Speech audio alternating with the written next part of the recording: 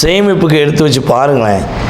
பொதுவாகவே நம்ம ரிஷபராசிக்காரங்க வைகாசி மாதத்தில் நீங்கள் சேமிப்பு எடுத்து வச்சிங்கன்னா ஒரு 100 ரூபாவோ 1000 ரூபாவோ 10,000 ரூபாவோ 10 லட்சமோ, புரியுதா உங்களுக்கு, எவ்வளோனா வச்சுக்கோங்க.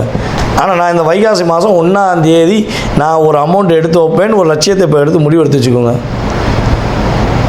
வெள்ளிக்கிழமை தெரியும் சுக்கிர ஓரை எடுத்து வச்சு பாருங்கள்.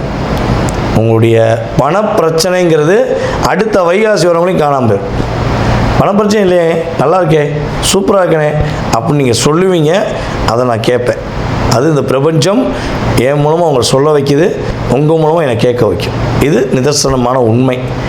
நீங்கள் கவனமாக இருக்க வேண்டிய விஷயங்கள் என்ன அப்படின்னா, அடுத்தவங்களுடைய வாழ்க்கை சம்பந்தப்பட்ட விஷயங்களில் தயவு செய்து தலையிடுவதை நிறுத்துங்க.